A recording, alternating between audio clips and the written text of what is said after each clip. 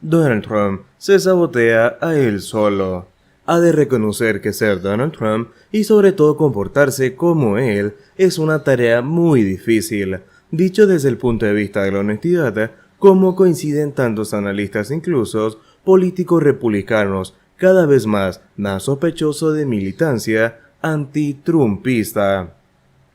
Una vez que el 15 de noviembre anunció que se presentaba a las primarias republicanas para ser candidato a la Casa Blanca, el expresidente evoca la figura del bombero pirómano que acude a apagar el fuego que él ha prendido previamente en el bosque, en su caso los árboles. Es Donald Trump que se apaga fuego a sí mismo. La campaña de Donald Trump para el 2024 es hasta ahora un acto épico de autosabotaje, titula la experimentada periodista política Susan Glasser. En un artículo de New Yorker, Donald Trump está haciendo campaña contra él y perdiendo él mismo.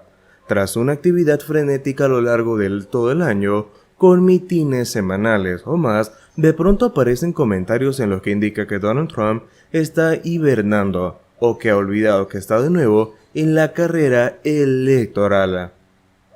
Desde que, despejando la duda de que nunca lo fue, se postuló de nuevo como candidato republicano en contra del Partido Republicano. Donald Trump no realizó ningún acto de campaña, no ha nombrado a los miembros de su equipo, ni se ha establecido dónde estarán sus cuarteles.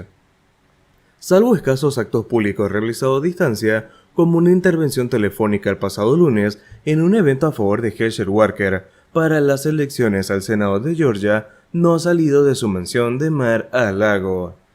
En estas casi 4 semanas desde aquel anuncio, acumula una sucesión de circunstancias negativas. A cualquier otro lo habrían convertido en un cadáver político, que no hacen más que subrayar su vulnerabilidad, sostienen los comentaristas, y recargan el almacén de munición de los que, en el Grand Old Party Gov, sostienen que Donald Trump ya está caducado y que han de pasar página para volver a ser ganadores. Después de agasajar con una cena en su residencia en Florida, el supremacista blanco Nick Fuentes y el rapero Kanye West, hartos de los dos de insultar a los judíos y ensalzar a aquel loco de izquierda que estaba en el poder en Alemania, y también a su grupo extremista, con la complacencia del anfitrión, adulado por sus comentarios. Donald Trump solicitó el pasado fin de semana que se suspendiera la Constitución, si ya intentó incitar un golpe de Estado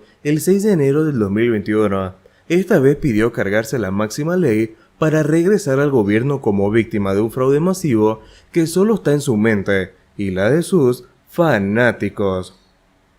Ese fue el preámbulo de su semana trágica personal. Walker, el candidato títere que él colocó en Georgia, en contra de los suyos y del sentido común, hijos ocultos, acusaciones de malos tratos y de pago de interrupción de embarazo, vecinos de Texas, preocupado por vampiros y hombres lobos, se dio un castañazo. El exjugador de fútbol americano aceptó su derrota y en el discurso de concesión de la victoria lanzó un dardo contra su mentor. Quiero que conquistéis, creyendo que Estados Unidos y en la Constitución. La derrota de Walker, descrita por algunos republicanos como el peor candidato en la historia del partido, subrayó la conclusión de que Donald Trump, con su apoyo a personajes imperfectos, con el único mérito de avalar la gran mentira seguía, ha impedido que los conservadores pasaran el rodillo en las elecciones de medio mandato. Al final los demócratas tienen la sensación de ganadores. Esa misma noche del martes, según deja constancia las fotografías y las redes sociales, Donald Trump dio la bienvenida en Mar-a-Lago a Liz Crokin, prominente promotor del culto a Canon, según el cual los progresistas dirigen una secta de personas enfermas y defensoras de teorías conspirativas pro-Trump. Además, la empresa familiar del expresidente fue hallada culpable de 15 cargos de fraude. El FBI recuperó otros 2 documentos clasificados que se llevó de la Casa Blanca, y el comité de legisladores que investiga el 6 de enero dejó caer que presentará querellas penales ante el Departamento de Justicia. Todavía sin confirmar, todos dan por hecho que una de ellas será para Donald Trump. Los medios también citan a Mark Meadows, su jefe de gabinete, y a su abogado Rudy Giuliani. Elon Musk y el gobierno de Biden en su guerra abierta por Twittergate. Elon filtra el comportamiento de Twitter y su influencia frente a la información política de los últimos años. La vida política estadounidense está en un punto importante con las próximas elecciones a la presidencia del país. Estas serán en el 2024, pero ya se empiezan a mover los primeros hilos para ver cómo se quedarán al Senado.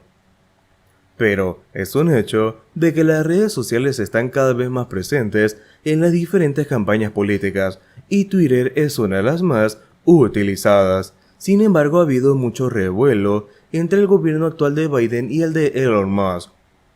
La llegada de Elon a la dirección de Twitter no solo le ha dado poder para hacer y deshacer a su antojo las normas establecidas en el servicio así como en recursos humanos.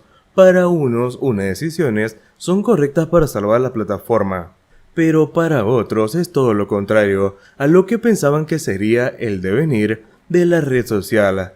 Pero lo curioso es que también se ha convertido en un altavoz para el propio Elon, que podría suponer una amenaza incluso para el gobierno estadounidense actual. De hecho, no es la primera vez que hace un llamamiento al cambio, algo que ha demostrado diciendo el poder que tienen los votantes indecisos, que tiene el poder de cambiarlo todo en las elecciones del Senado. Y esto además no ha sentado bien seguramente a Joe Biden, quien se sienta ahora en el despacho Oval de la Casa Blanca, pero esto es menor de los problemas, ya que lo más preocupante que de todo viene en la mano de unos hilos que Elon ha llamado The Twitter Files.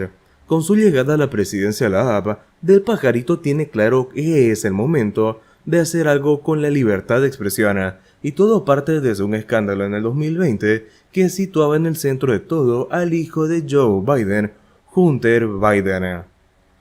Y es que aquel entonces Joe Biden era presidente del entonces presidente Barack Obama, una posición muy importante que su hijo Hunter Biden decidió usar para hacer negocios en Ucrania. Y esta información apareció gracias a la información guardada de Hunter en su portátil y que publicó el New York Post. El medio está en el poder de Donald Trump y este no dudó de usar la información para dar gran polémica y sobre todo más fuerza a la campaña del republicano que más tarde sucedería a Donald Trump. Y te preguntarás, ¿qué tiene que ver todo esto con Twitter? Pues mucho. Resulta que algunas redes sociales solo impidieron que el escándalo fuese mayor con unos retoques en el algoritmo, pero Twitter directamente silenció temporalmente el periódico de Donald Trump y por si fuera poco impidió que los usuarios pudieran compartir de cualquier forma el enlace del artículo de New York Post. Volviendo al presente, Elon ha husmeado en los correos de la compañía posteriores a su mandato. Es por eso que ha confirmado toda información que ha recabado de aquel entonces y otros casos a dos periodistas independientes, Matt Taibbi y Barry Weiss, que han publicado información de cómo la compañía ha tratado diferentes temas muy delicados. De hecho, no solo ha quedado patente el intento de la compañía de evitar el alcance de ciertos temas, también ha pasado aplicando bloqueos silenciosos o shadow bans a ciertas personas, como es el caso del siguiente tweet de un doctor que afirmaba que la cuarentena del COVID-19 haría daño a los niños, lo cual en ese entonces era un tema bastante delicado por el simple hecho de lo que no se sabía qué pasaría con esta nueva enfermedad que estaba llegando y que gracias al día de hoy ya tenemos grandes avances.